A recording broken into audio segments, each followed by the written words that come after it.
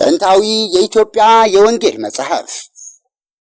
የገሪማ ወንጌሎች ጥንት የኢትዮጵያ ጥንታዊ የወንጌል መጽሐፍትን ያቀፈ ነው። ከነዚህ መካከል ገሪማ 2 ቀደምት በእጅ የተጻፈ መጽሐፍ ነው። ከመጀመሪያዎቹ ሰርቫይቭ ያደረጉ ሙሉ ለሙሉ ጽሑፎች ያልጠፉ የክርስቲያን የብራና ጽሑፍ ሆኖ ይገኛል። የገዳማት መዛግብት ወይም ካነንስ እንደሚያሳዩት እነዚህ ስራዎች ምናልባት በ500 ዓመተ ምህረት አካባቢ የተቀናበሩ ወይም የተሰሩ ሊሆኑ እንደሚችሉ ይጠቁማል። ይህ ታይም ላይን በቅርብ ጊዜ በተካሄደ የሬዲዮ ካርቦን አናሊሲስም የተደገፈ ነው።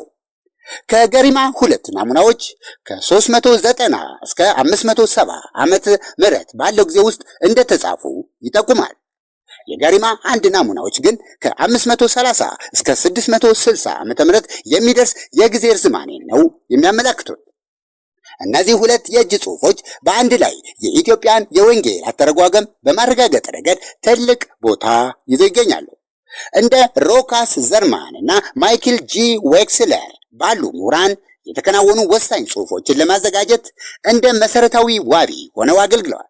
በውጤቱም ቀደምት የቤዛንታይን የወንጌል ትውፊትን ማስተዋልን ይጠቁማሉ። እንደ አንዳንድ ጥንታዊ ቅጂዎች ምሳሌዎች ሆነው ይቆማሉ። በተለይም በኢትዮጵያ ጥንታዊ የብራና ጽሑፎች ደረጃ ላይ ይገኛሉ። ይህ ልዩነት በዘመኑ ምሁራን ዘንድ ተቀባይነት አለው። ቀደም ሲል የምዕራቡ ዓለም ስኮላርሺፕ ሁለቱንም ወንጌሎች በ1100 ዓመተ ምህረት ወይም ከዚያ በኋላ ባለው ጊዜ ውስጥ እንደተጻፉ በስህተት አስቀምጠውት ነበር። ይህ በፓሎግራፊያዊ ትንታኔ ላይ የተመሰረተ ግምት ነው። በኢትዮጵያ የሚገኘው አቡነ ገሪማ ገዳም የእነዚህ የወንጌል መጻሕፍት መገኛ ቦታ ነው። በሚያስደንቅ ሁኔታ እነዚህ የብራና ጽሑፎች ከገዳሙ ቁጥጥርና ይዞታ የወጡበት ጊዜ የለም። ነገር ግን ከ9ኛው እስከ 14ኛው መቶ ክፍለ ዘመን ባለው ጊዜ ውስጥ ሙስሊሞች በአካባቢው የነበረውን የታሪክ አውድ ከግምት ውስጥ በማስገባት በዚህ ጊዜ ውስጥ በዋሻ ውስጥ ተደብቀው ሊሆኑ የሚችሉበት እድልም አለ። ከ1993 እስከ 1996 ድረስ በተዘዋወረው የአፍሪካ ጽዮን የኢትዮጵያ የተቀደሰ ጥበብ በሚል ርዕስ በአሜሪካ ሙዚየም አውደ ራዕይ ላይ የወንጌል መጻሕፍቶቹ ለእይታ ቀርበው ነበር። በገዳማውያን ማለትም የኢትዮጵያ ካነን ትውፊት መሰረት እነዚህ የወንጌል መጻሕፍት በ494 ዓመተ ምህረት ወደ ኢትዮጵያ እንዳስገባቸው የሚነገርለት ቅዱስ አቡነ ገሪማ ነው። ቅዱስ አቡነ ገሪማ ከሮም ከመጡት ከ9ኙ ቅዱሳን አንዱ እንደሆኑ ይታወቃል። ያገላለጽ ምናልባትም ሶሪያን የሚያመለክት ሊሆንም ይችላል።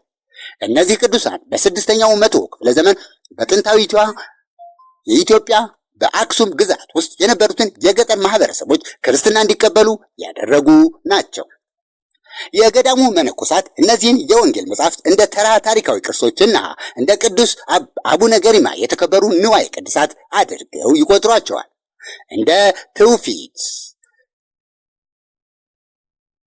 እንደ ትውፊት አቡነ ገሪማ ወንጌሎችን በሙሉ በአንድ ቀን ጽፈው አጠናቀዋል። እንደ ታሪክ አዘጋገብ በመለኮታዊ እርዳታ ታገዘው የውሎ ገብ ስራ እስኪፈጸም ድረስ ጀንበሯ ብርሃንን መስጠቷን እንዳራዘመችላቸው ይነገራል።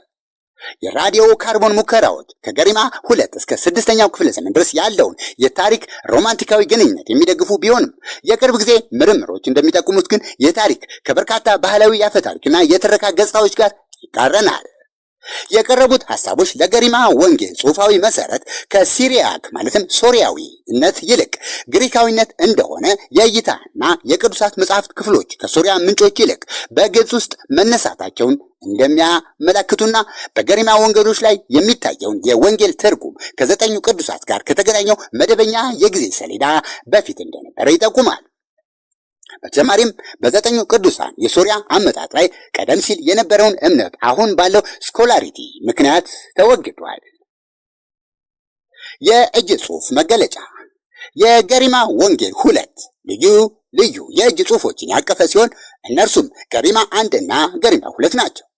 ገሪማ 2 የሁለቱ ቀደምት እንደሆነ ይታመናል። ቀደም ባሉት ምንጮች ገሪማ 1 ተብሎ ሲጠራ፣ ገሪማ 2 ደግሞ ገሪማ 3 ተብሎ ይጠራ ነበር። በተጨማሪም የወንጌል መጻሕፍት ምናልባትም በ14ኛው ክፍለ ዘመን በቅርብ ጊዜ ከመታደሱ በፊት ከገሪማ 2 ጋር ታስሮ ነበር። ይህም ገሪማ 2 የሚል ስያሜ አግኝቷል። ነገር ግን ሬኔሴንስ ዘመን ጥረቶች እነዚህን 3 መጻሕፍቶች በጥንቃቄ ለይተው ወደ ቀደምት ወደ ቀድሞው ቅደም ተከተላቸውና ጥራዞች እንዲመለሱና የገሪማ 2 የመጀመሪያ ቅደም ተከተል እንዲመለሱ አድርጓል። በጊዜ ሂደት የተበታተኑት በርካታ ፖርትፎሊዮችን እና ድንክዮችን እንደገና በማስቀመጥ ላይ ገሪማ 1 348 ነባር ገጾችን ይዟል። እነዚህንም ተከትሎ የወንጌል ጽሑፎች ከ4ኛው እስከ 7ኛው መቶ ክፍለ ዘመን ባለው ጥንታዊ የአክሱም መንግስት ቋንቋ በግዕዝኛ ቋንቋ ቀርበዋል። ግዕዝ የኢትዮጵያ ቤተክርስቲያን ሃይማኖታዊ ቋንቋ ሆኖ ቆይቷል። በሌላ በኩል ገሪማ 2 በግዕዝ ውስጥም 322 ገጾች ያሉት ሲሆን በሌላ ጸሐፊ የተቀዳ ነው። ይህ የእጅ ጽሑፍ 17 ቀለማቸው ያልጠፉ ገጾች አሉት። ከወንጌላውያን ሰዎችና ከወንጌላውያን ስዕላዊ መገለጫዎች ጋር በተጨማሪም የቂሳሪያ ዩሲቢኤስ የተለየ የቁም ስዕል ከቀኖና ሰንጠረዦች ቀድመው ተቀምጠዋል።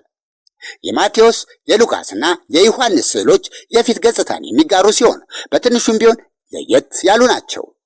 በአንጻሩ የማርቆስ ስዕል እሱን በመገለጫ በአሌክሳንድሪያ ኤጲስቆጶስ ዙፋን ላይ ተቀምጦ ያሳያል። ሌላ ቀለሙ ያልጠፋ ገጽ የሰለሞን ቤተ መቅደስ ምስሎችን ወይም በአማራጭ የሕይወት ምንጭ ማስታወሻ የተመለከተውን የያዘው ክፍል ነው። ይህ ስዕል በክርስቲያናዊ ስዕላዊ መገለጫዎች ውስጥ ተለይቶ የሚቀጥል ያልተለመደ የደረጃ ንድፍን ያሳያል። ሰፋ ያለ የቤዛንታይን ዘይቤን ያሳያሉ እና የቅጥ ቅንጅትንም ያመላክታሉ። የ6ኛው ክፍለ ዘመን አመጣጥ አመላካች ጽሑፋዊ ይዘቱ በእርግጠኝነት ኢትዮጵያ ውስጥ የተጻፈ ቢሆንም ማርሊን ሄልድማንን ጨምሮ አንዳንድ ምሁራን ቀደም ሲል የተገለጹት ገጾች ከጥንቷ ሶሪያ ወይም ግብፅ ቀድመው የተሰሩ አካላት ሊሆኑ እንደሚችሉ ሐሳብ አቅርበዋል። ሆኖም ዣክ መርሴ አሁን ሁለቱም ጽሑፋዊ ይዘቶችም ሆኖ አብርሆቶች የተሰሩት በኢትዮጵያ ውስጥ እንደሆነ ተናግረዋል። በሁለቱ የብራና ጽሑፎች መካከል ያለው ልዩነት ገሪማ 1ኛ ከገሪማ 2ኛ እንዳልመጣ ያሳያል። ይህ አለመጣጣም የሚያመለክተው የጋራ ትርጉማቸው ከቀደምት ምንጭ የተገኘ ሳይሆን አይቀርም የሚለውን ነው። ይህም የኢትዮጵያን ወንጌል ትርጉም ከቅድመ ግምቶች ባሻገር ያለውን ጥንታዊነትን ያሳያል። ሁለቱም የእጅ ጽሑፎች ኮሎፖን የላቸውም። ነገር ግን ገሪማ 2 ቀደም ሲል ከገሪማ 2 ጋር ታስሮ በሉቃስ ወንጌል መደምደሚያ ላይ በሁለቱ የተከተቱ ገጾች ላይ የታሪክ ማስታወሻዎች ይገኛሉ። እነዚህ ማስታወሻዎች በንጉሥ አርማሆይ አስተዳደር ስር የነበሩትን አብያተ ክርስቲያናትን ማደስን ያመለክታሉ። አርማሆይ ከ600 እስከ 640 ዓመተ ምህረት ላይ ሳንቲም ማተም የጀመረውን የአክሱም ንጉሥ አርማሆይን የሚጠቁም ሊሆን እንደሚችል ምሁራን ይገምታሉ። የብራና ጽሑፎች ተርጓሚው ይህ የአጻጻፍ ዘይቤ ከንጉሥ አገዛዝ ዘመን ጋር የሚጣጣም አካሄድ መሆኑን በደንብ ያውቃል። የሁለቱም የእጅ ጽሑፎች መጻሕፍቶች የፊት መሸፈኛዎቻቸው በጣም ብዙ ዕድሜ ያላቸው ናቸው። የገሪማ ቀዳማዊ መጽሐፍ ወይም ገሪማ 1 ሽፋን ከራሱ የእጅ ጽሑፍ ጋር ወቅታዊ ሊሆን ይችላል። ምናልባትም ከመጀመሪያው መጽሐፍ ጋር ከተያያዙት በጣም ጥንታዊ የመጽሐፍ ሽፋኖች አንዱ ያደርገዋል። ከመዳብ በተሰራው የእንጨት መደገፊያዎቹ ሰሌዳዎች ሲሆኑ ማዕከላዊ ክፍሉ በጣም የተወሳሰበ የመስቀል ስዕል አሳሳል ዘይቤን ያሳያል። በሽፋኑ ውስጥ ያሉ ባዶ ቅንጅቶች የአንድ ዘመን ዕንቁዎች ናቸው። ከ10ኛው እስከ 12ኛው መቶ ክፍለ ዘመን የነበረው የገሪማ 2 ሽፋን ከብር የተሰራ ነው። በመካሄድ ላይ ባለው ጥረት በ19ኛው ክፍለ ዘመን በገዳሙ ዳርቻ ላይ የሚገኘውና በመጀመሪያ ለሴት ምዕመናን ተብሎ የተገነባው ቤተክርስቲያን እድሳት በማድረግ ላይ ነበር። ለእነዚህ በዋጋ ሊተመን የማይችል የብራና ጽሑፎች መኖሪያ ቤት ሆኖ አገልግሏል። መጥፋትን ለማስወገድ በትንንሽ መስኮቶች የተነደፈው ሕንፃው በብረት ዘንጎች ተዘግቷል እና በታጠቁ ጠባቂዎችም ይጠበቃል። የባለሙያዎች ግንዛቤ የገሪማ ወንጌሎች የኢትዮጵያን ድንበሮች ተሻግረው የገቡት እንደ አውሮፓውያን አቆጣጠር በ1950 ብሪታንያዊት የሆነችው የጥበብ ታሪክ ምሁር ቢያትሪስ ፕላይን ገዳሙን በጎበኘችበት ጊዜ ነበር። ገዳሙ የሴቶችን መግቢያ የሚገድብ በመሆኑ ገዳማውያኑ መነኮሳት በትዝታ ብዙ የብራና ጽሑፎችን ለግምገማ ወደ ውጭ አውጥተው አሳይተዋታል። ፕሌይን እንደ ሶሪያዊ አኳኋን የሚመስሉ የገረመኝ የምትላቸው በርካታ የተብራሩ የእጅ ጽሑፎች እንዳሉ ማግኘቷን ተናግራለች። በ1960ዎቹ ጁልስ ሌሮይ የተባለ ፈረንሳዊ ምሁር የብራና ጽሑፎችን ከመረመረ በኋላ በ1100 ዓ.ም አካባቢ የፍቅር ወይም ሮማንቲሳይዝ የማድረግ ሁኔታ ወይም መደረግ አለባቸው ሲል ሐሳብ አቅርቦ ነበር። እስከ ቅርብ ጊዜ ድረስ የብራና ጽሑፎችን ለመመርመር እድሉ የነበራቸው ጥቂት የውጭ ምሁራን ብቻ ነበሩ። የገሪማ ወንጌሎች ወደ ጽሑፋው መጽሐፍ ቅዱሳዊ የስኮላርሺፕ ዘርፍ የገቡት በዶናልድ ኤም ዴቪስ በተሰበሰቡ የማይክሮፊልም ምስሎች አማካኝነት ነው። እነሱም ከሌሎች የኢትዮጵያ የእጅ ጽሑፎች ጋር ሲነጻጸሩ የተለየ ጥንታዊነታቸውን በሚገባ አውቀዋል። ዴቪስ ሦስቱንም የገሪማ የወንጌል መጽሐፍት በአንድ ወቅት የታሰረውን ጋሪማ 3 ከጋሪማ 2 ጋር ጨምሮ ከ8ኛው እስከ 10ኛው ክፍለ ዘመን ድረስ የተጻፉ ናቸው ሲል ዘግበዋል። ሮኩስ ዘርማን የዴቪስ ፎቶዎችን በመጠቀም በኢትዮጵያ ወንጌሎች ላይ ለሰራው አጠቃላይ ስራ የገሪማ ወንጌልን እንደ መሰረት አድርጎ ተጠቅሟል። ዘርማን ገሪማ 1ንና ገሪማ 2ን እንደ እሱ ኤኤ ማለትም የክፍት ጽሑፍ ወይም ቬርሶ አንቲኳ በማለት ይሰይመዋል። ይህም ከዋናው ጋር ሊመሳሰል ይችላል። የገሪማ ጽሑፍ ከሌለ ወይም ሊነበብ በማይችልበት ሁኔታ ካልሆነ በስተቀር ምንም አይነት የኢትዮጵያ የብራና ጽሑፍ ስለ መጀመሪያው ትርጉም በቂ ግንዛቤ ሊሰጥ እንደማይችል ጠቁመዋል። በገሪማ የወንጌል መጽሐፍት ላይ የዘርማን ሮማንቲሲዝም ከዴቪስ ግምገማ የተለየ ሲሆን ዘርማን ከ13ኛው መቶ ክፍለ ዘመን በኋላ ምናልባትም ከ100 ወይም ከ200 ዓመት በፊት ሊቀመጡ እንደማይችሉ ጠቁሟል። በገሪማ 1 እና ገሪማ 2 የሚገኘውን ጽሑፍ በመመደብ ዘርማን እንደ ነፃ ትርጉም ገልጾ ግዕዝ ፈሊጣዊ አገባብና ሰዋሰውን በመጠበቅ አልፎ አልፎ ከግሪክ ሰዋሰው የቃላት ዝርዝርና የፊደል አጻጻፍ ጋር ያለውን ግንኙነት ያሳያል።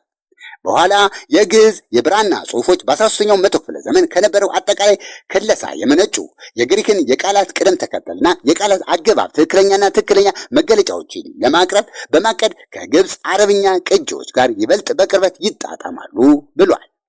እነዚህን ኋላ ላይ የተደረጉ ለውጦችን በማስወገድ ዘርማን የጋሪማ ጽሑፎችን እንደ የመጀመሪያው የቤዛንታይን ሥራ በዮሐንስ ወንጌል ውስጥ የገሪማ ጽሑፍ ከኋለኞቹ አብዛኞቹ የተለዩባቸውን አጋጣሚዎች በመመልከት ፈርጇቸዋል። አብዛኛውን ጽሑፍ የቤዛንታይን ጽሑፍ ስሪት ነበር።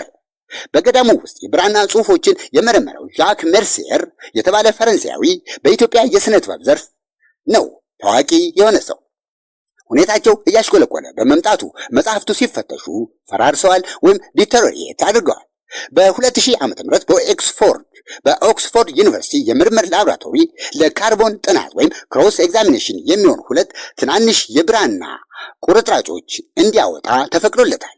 እነዚህ ቁርጥራጮች ከ4ኛው እስከ 6ኛው ክፍለ ዘመን ድረስ የተወሰዱ ነበሩ እና መርሲየር በ600 ዓ.ም አካባቢ ያለውን ጊዜ እንዲገምት በቅጹ አካላት ላይ መመስረትን መርጧል። ይህ በ19 ካታሎግ ውስጥ ከሜሪላንድ ሄልማን ካስቀመጡት አስተያየት ጋር የሚስማማ አስተያየት ነው። የአፍሪካ ጽዮን 93 ኤግዚቢሽን የኢትዮጵያ የተቀደሰ ጥበብ ቀደም ሲል በጋሪማ 1 እና ጋሪማ 2 ብርሃናማ ገጾች ላይ ማስታወሻዎችን ያበረከቱት ሄልድማን የጥንታዊ የህንፃ ቅርጾችና የወንጌላውያን ስዕሎችን ከ6ኛው ክፍለ ዘመን ጋር የተጣጣሙ መሆናቸውን በመጥቀስ ይከራከራሉ። የመርሲየር ቀደምት የፍቅር ጓደኝነት ወይም ሮማንቲሲዝም ሐሳብ በኩርነቱ ኒኮም የተከናወነውን የዘርማን ሥራ መከለስ ላይ ከፍተኛ ተጽዕኖ አሳድሯል። ኒኮም የ6ኛው ክፍለ ዘመን መነሻ ለጋሪማ ወንጌሎች በመቀበል የመርሲየር ካርበን የፍቅር ግንኙነት ወይም ሮማንቲሲዝምን አካቷል። ይህም በ525 ዓመተ ምህረት አካባቢ የካሌብ ጉዚ የወንጌል ጽሑፎችን ወይም የካሌባዊ የግዕዝ የወንጌል ጽሑፎችን ከጋሪማ ወንጌሎች ጋር ተመሳሳይነት እንዳላቸው የሚጠቁም ነው። ከኋለኞቹ የኢትዮጵያ የብራና ላይ ጽሑፎች የሚለዩት የሚካኤልን ምስል ምልከታ እንደሚደግፍ አጽንኦት በመስጠት ይከራከራሉ። ኒኮም የአዲስ ኪዳንን ወደ ግዕዝ መተርጎም በአክሱም የተጠናቀቀው ከ4ኛው ክፍለ ዘመን መገባደጃ በፊት እንደሆነ ይገምታሉ። በ5ኛው ክፍለ ዘመን በልበ ሙሉነት የተረፉ የብራና ጽሑፎች ውስጥ የአክሱማይት ስብስብ የቤተክርስቲያን ቀኖናዎችና የአርበኝነት ጥቅሶች ተለይተዋል። እንዲሁም በኋለኛው የአንቲኩዊቲስ የጊዜ ወንጌል ስሪቶችን አሳሰብን ይደግፋል። እንደ አውሮፓውያን አቆጣጠር በኖቬምበር 2013 ኢትዮጵያ እና የሜዲትራኒያን ዓለም በኋለኛው አንቲኩዊቲ የጋሪማ ወንጌሎች በአውደ ራእይ የተሰኘ ኮንፈረንስ በኦክስፎርድ በሚገኘው በሎናኑ የክላሲካል እና የቤዛንታይን ጥናት ማዕከል ተካሂዷል። የኢትዮጵያ ቅርስ ፈንድ ይህንን ዝግጅት ስፖንሰር አድርጎታል። እንደ የመልሶ ማቋቋም ጥረቶች አካል ዣክ ሜርሲየር ከሁለቱም የእጅ ጽሑፎች ተጨማሪ ቁጥጥር የተደረገባቸውን ቁርጥራጮችን አግኝተዋል። ይህም ለትክክለኛ የራዲዮ ካርቦን ጥናት ከ390 እስከ 570 ለጋሪማ 2 እና ከ530 እስከ 660 ዓመተ ምህረት ለጋሪማ 1 ሰጥተዋል። እነዚህ ጥናቶች፣ ጓደኝነቶች፣ ክልሎች ጋሪማ 2 በ586 ዓመተ ምህረት ከክርስቶስ ልደት በኋላ ማለት ነው ከሲሪያክ ኤሌስትራድ ራቢላ ወንጌሎች ቀደም ብሎ የተሰራ ወይም የተጻፈ ሊሆን እንደሚችል ይጠቁማሉ።